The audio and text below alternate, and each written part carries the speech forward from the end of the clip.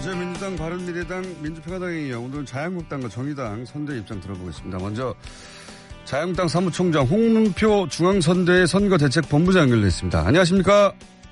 네, 안녕하십니까. 홍문표 의원입니다. 네, 표준 질문이나 이것부터 먼저 드리겠습니다. 네, 모두 다른 분들에게 드렸기 때문에. 지금 현장 분위기는 어떤가요? 깜깜이 선거기 때문에 저희들이 예측했던 것보다는 조금 좀 다른 상황인데요. 예. 그러나 최선을 다해야 되겠습니다. 예측했던 것과 다른 상황이라는 건 어떤 예측이었는데 상황은 어떤가요? 아시는 바와 같이 2월 달에 평창 올림픽부터 지금까지 북풍으로다가 계속 몰아치고 있기 때문에. 네. 예를 들면은 지금 6월 13일이 선거 날이라는 건 아는데 내가 누구를 찍을지는 누구를 물어봐도 알고 있지 않고 몇 번 투표하는지를 모릅니다. 예. 그리고 이제 쉬운 말로 14일 날이 월드컵이 있는데 월드컵 날짜도 몰라요. 또 우리 한국 첫 출전이 15일이거든요. 네네. 그런 것들을 모르는 이유는 전부 북풍에 휩싸여 가지고 예.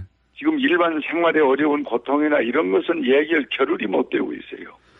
전부가 남북 문제, 북핵 문제, 북미 문제 이렇게 모든 것들이 흘러가고 있기 때문에 이번 지방선거는 참으로 안타깝다 이렇게 총체적으로 말씀을 좀 드립니다. 자유한국당이 그렇다면 이번 지방선거 관련해서 내걸었던 슬로건은 내걸고 있는 슬로건은 뭡니까? 저희들은 소상공인이나 중산층 그리고 어려운 고통을 함께하기 위해서 예. 저희들이 내놓고 있는 슬로건은 서민 중산층 정당으로서 경제는 자유한국당이다 이렇게 슬로건을 걸었습니다. 경제는 자유한국당이다. 예. 네네. 그렇군요. 근데 현재 요것도 한번 여쭤봐야 되겠네요. 홍준표 대표가 현장 유세를 하지 않기로 한 이유는 뭔가요?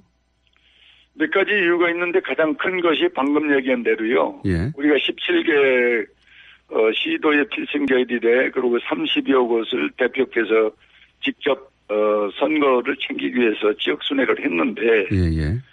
현장에 가보니까 지금 얘기한 대로 월드컵이 내일 모레인데도 모르고 있고 또 투표를 할 거냐고 물어보면은 간다 그러는데 내용을 아십니까 하면 가면은 알지 않겠느냐.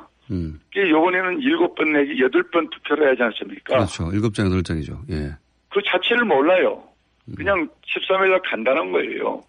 그럼 왜 그렇습니까? 그러면은 아침부터 눈 뜨면 저녁까지 전부가 북핵 문제, 남북 문제, 정상회담, 거기 또 수석회담 이걸로 그냥 도배를 해버리니까 내용은 모르는 거예요.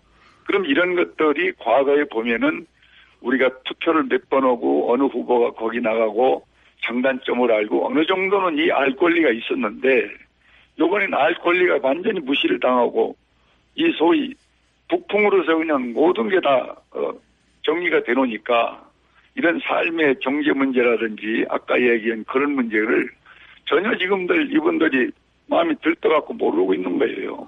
이제 이런 안타까운 것을 보고 우리가 20군데, 10군데 하루 다니면 뭐냐. 차라리 중앙에서 이 어려운 것을 국민 상대로 해서 직접 공중전을 하고 네. 그리고 우리 지금껏 253개 지역은 지상전을 하자. 이렇게 해서 투트랙으로 하는 게 낫겠다 해서 요번에 저희들이 전략을 좀 수정한 것입니다. 알겠습니다. 지금 네네. 17개 광역단체장 중에서 여의도 연구원 분석으로 알고 있는데 9곳 정도는 앞서고 있다. 여의도 연구원의 분석인지 아니면 홍준표 대표 주장인지는 잘 모르겠습니다만 9곳 정도 앞서고 있다고 보도가 되는데 여전히 그렇게 내부적으로 파악하고 있나요? 저는 선거대책 본부장으로서 그렇게 단언적으로 예. 몇 곳이라고 얘기하는 거는 국민에 대한 도리가 아니라고 보고 저희들은 6곳 이상 처음에 얘기한 대로 최선을 다하고 있다는 말씀 드리고요. 예. 그리고 이제 현장 분위기와 이 북풍의 이 14인 분위기와는 좀 다르다. 현장 분위기는 다르다. 그리고 예. 제일 중요한 것은 소상공인과 자영업자, 중소기업 보시는 분들이 이 현장에 와 보면은 폐역하고 그리고 문을 닫고 하는 그 고통의 어려움을 실질적으로 느끼고 보면은 이번 선거가 어떤 방향으로 갈는지 나름대로의 감을 잡을 수가 있는데 이 중앙에서의 흐름의 이 여론과 밑바닥의 민심은 다르다 이렇게 말씀을 좀 드립니다. 알겠습니다. 현장에 직접 가보면 지금 경제가 어렵고 그런 분위기가 느껴지기 때문에 네네. 자유한국당이 주장해왔던 6곳 정도 가능할 수 있다 이런 말씀이신 거죠? 예. 네, 그렇습니다. 네. 이 뉴스는 어떻게 보십니까? 최근에 이제 TK 지역에서 민주당과의 격차가 한 자릿대다. 이런 분석은 나오던데 이건 물론 여론조사입니다. 근데 현장에 가면 이것도 역시 분위기가 다릅니까? 뭐 지금 방금 말씀드린 대로 그런 논조인데요. 예. 이제 뭐 TK 지역 지금 말씀하셨는데 거기는 아무래도 저희 보수로서의 거점 지역이기 때문에 저희들이 이제 당에서 갖고 있는 몇 가지 자료가 있거든요. 예. 예를 들면은 진성당원과 그리고 일반당원 그리고 우호당원 이런 것들이 갖고 있는 숫자를 놓고 보더라도 과거와 이번 선거는 크게 다름은 없을 것이다. 이렇게 진단을 합니다. 그건 여론조사상의 수치일 뿐 실제 선거에 들어가면 다를 것이다 이렇게 보시는 거군요. 예. 네네. 네. 알겠습니다. 이 가장 큰 이번 지방선거에서 관심사 중에 하나가 이제 서울시장 후보를 김문수, 안철수 두 후보를 단일화하느냐 마느냐 문제인데 이 이야기는 어떻게 돼가고 있습니까? 일단락 된 걸로 알려졌다가 다시 불씨가 살아있는 것처럼 보도되던데요. 글쎄 당과는 지금 그 문제를 밀접하게 후보들이 상의한 바는 없습니다만은 예. 후보들 간에는 지금 지적하신 대로 예. 좀 불씨가 꺼졌던 것이 다시 살아나는 아하.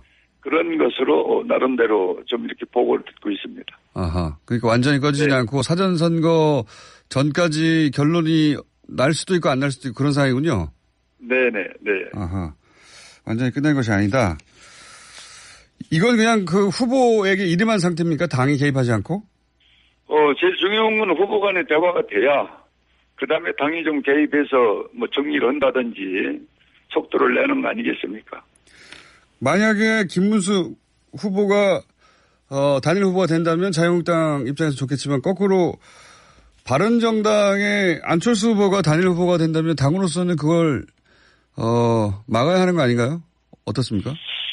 글쎄 서로 상대가 이제 협의를 해야 할 결론 문제인데요. 예. 지금 외형상의 문제 보면은 서울에 갖고 있는 지구당의 저희들이 당원 숫자나 또 당의 우리가 113석에 있는 그 조직의 형체 그리고 바른당이 갖고 있는 것 주위에 한 5분의 1도 안 되거든요. 예. 그렇다면은 본선 경쟁력에서 과연 여당과의 우리가 싸움을 했을 때 어디가 승률이 있느냐는 것은 조직 싸움입니다. 누가 뭐라 그래도. 예. 이런 법으로 보면은 그래도 113석 있는 제1야당과 또 바른당과는 사실 비교가 안 되겠죠.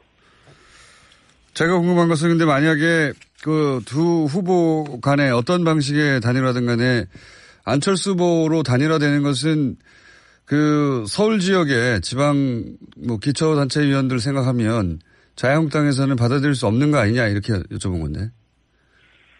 지금 우리 당의 당세로나 당의 입장은 제가 말씀드린 대로 방금 말씀대로 그렇습니다. 그럴 수 없다. 네네. 알겠습니다.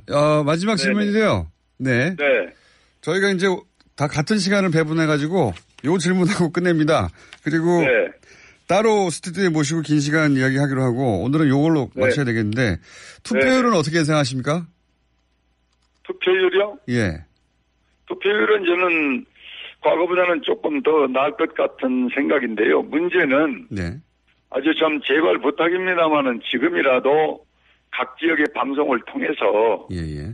13일 날 나가서 내가 누구를 찍겠다는 걸 알고 갈 수 있겠군이 정부나 이 사회단체에서 좀 이 홍보를 해 주셔야 됩니다. 13일 날 투표인데 몇 번 찍는 건 몰라요. 그렇죠. 투표장에 가서 보겠다는 겁니다. 이것이 깜깜이 선거라는 거죠. 예, 제목을 있으면 8장이고 아니면 7장이죠, 지금. 예. 알겠습니다. 오늘 여기까지 듣겠습니다. 감사합니다. 네네, 알았습니다. 네, 지금까지 자유한국당 홍문표 중앙선대위 선거대책본부장이었습니다. 바로 이어서, 이정미 정의당 상임선대위원장 연결해 보겠습니다. 안녕하세요, 대표님. 네, 안녕하세요. 네, 표준 질문 재미없는 거지만 항상 합니다. 현장 분위기는 어떻습니까? 보통 지방선거는 집권정당 중간심판이라고 하지 않습니까? 네. 그런데 지금 현장에 나가보면 자유한국당 최종심판의 분위기다 이렇게 말씀드리고 싶고요. 지금 제대로 된 야당을 좀 키워서 일을 하게 해야 되겠다. 자유한국당에 더 이상 제1야당을 맡겨서는 안 되겠다. 그래서 정의당을 키워주자 이런 분위기가 올라오고 있습니다. 정의당의 그러면 슬로건이 이번에는 제1야당 교체입니다. 그러니까 지방 권력은 제1야당을 정의당으로 만들어달라 이런 거군요.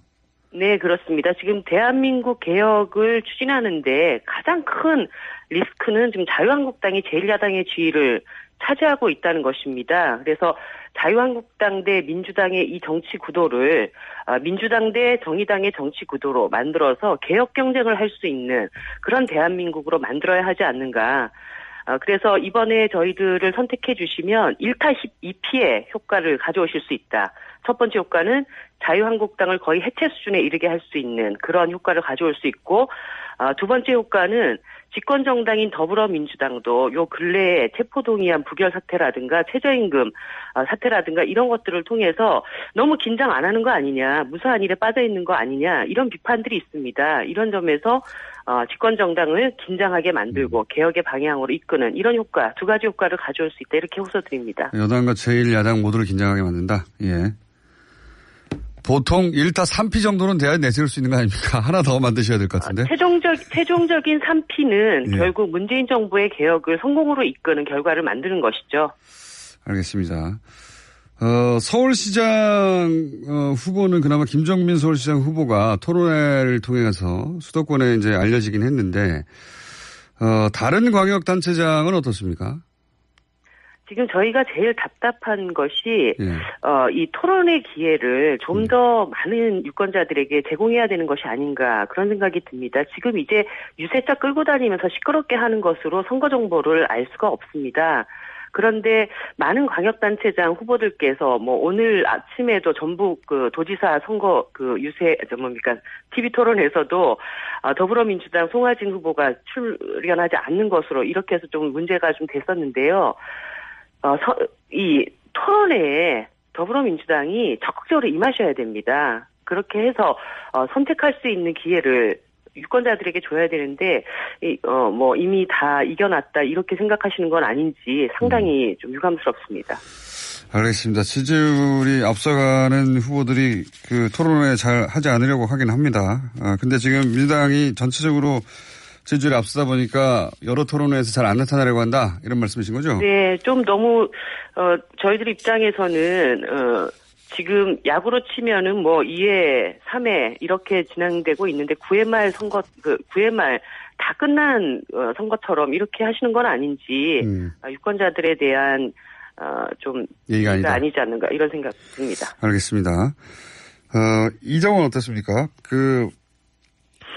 광역단체장 말고 기초단체장에서는 과거 정의당이 이미 진보정당에서 성과를 낸 적이 있지 않습니까? 인천 지역에서도. 네. 이번에도 혹시 타겟으로 삼는 기초단체장의 지역들이 있습니까? 예, 제가 당대표로서 가장 주력하고 있는 곳은 수도권 최초의 진보구청장을 당선시켰던 남동구청장, 지금 배진교 후보의 승리를 위해서 지금 뛰고 있고요. 지금 지역에 내려가 보면 배진교 청장 다음에 자유한국당 출신 구청장이 활동하다가 또 비리 의혹으로 구청장직 박탈당하고 이런 과정들이 있었습니다. 그래서 이전 구청장 배진교 구청장을 다시 남동구로 불러들여야 된다 이런 요구가 상당히 높고 이곳만큼은 반드시 입성시키겠다는 각오로 지금 뛰고 있습니다. 그렇군요. 그게 최초였죠. 예. 네. 다시 한번 그런 성과를 내겠다는 목표치고요. 이번에 이건 어떻게 보십니까? 대표님 저희랑 오랜만에 연결하셨기 때문에 선거 얘기도 있지만 전체 정세상 이 선거 이후에 정계 개편이 있을 거라 보십니까? 저는 그거는 당연히 정계 개편이 이루어질 수밖에 없다 이렇게 봅니다. 그리고 이 정계 개편 가능성을 좌우할 핵심 키는 예. 정의당이 가지고 있다. 어떻게 가지고 있습니까? 제가 제1야당 교체를 계속 말씀드렸던 것은 네. 정의당이 정당 지지에서 자유한국당을 이기게 되면 예. 자유한국당 내부에서 이 선거 결과에 대한 상당한 심각한 평가가 있게 될 것이고 뭐 홍준표 대표의 책임론 그리고 홍준표 대표는 또 뭐 자당 국회의원들에 대한 책임론 이런 것들이 뭐 이어지지 않겠습니까? 그런 상황에서 거의 뭐 해체 수준의 자신들의 어떤 정치적인 생명을 다른 방식으로 연장시켜 나가기 위한 그런 어떤 정계 개편을 선택할 수밖에 없다 이렇게 생각하고 있습니다. 그 정계 개편의 키도 정의당이 가지고 있다 이런 말씀이시네요. 정의당이 그렇습니다. 성과를 내면 정계 개편의 폭은 더 커질 것이다.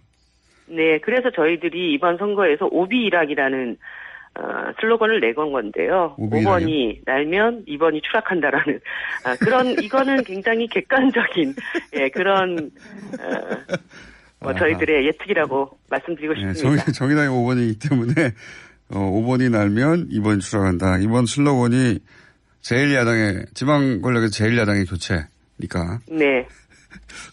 알겠습니다. 지금 이건 어떻게 보십니까? 김종민 서울시장 후보가 토론회에서 이제 인지도를 높여가는 덕분에 네. 얼굴도 많이 알려졌는데 단일화는 될 거라고 보십니까? 김종민 후보에 대한 질문이 아니어서 죄송한데. 다른 서울시장 후보 단일화요? 네. 저는 사실 그 두 정당 간의 후보 단일화에 대해서 큰 관심이 없습니다. 왜냐하면 단일화가 된다 한들 그 본질이 달라지는 것은 아니기 때문에 선거 판세에 큰 영향을 미치지 않을 것이라고 보기 때문에 뭐 그 문제에 대해서 뭐 촉각을 곤두세우거나 관심을 별로 두고 있지 않습니다. 관심 자체가 없으시군요. 예. 알겠습니다. 저희 이제 이게 재미없는 인터뷰이긴 한데요. 저희가 5당 모두 똑같이 시간을 배분해서 비슷한 질문을 해야 해서 투표율 예상치를 듣고 오늘 인터뷰를 끝내도록 하겠습니다. 저는 예상치보다 좀 호소를 드리고 싶은데요. 네. 이번 지방선거의 1등은 정해진 선거입니다. 6월 12일 날 종전 회담이 이루어지지 않습니까? 네. 이제 6월 13일은 종당 선거가 좀 될 수 있게 해주십시오. 알겠습니다. 자유한국당 심판은 정의당 투표로. 알겠습니다. 일하는 노동자, 워킹맘, 청년들의 투표를 기다립니다. 이정미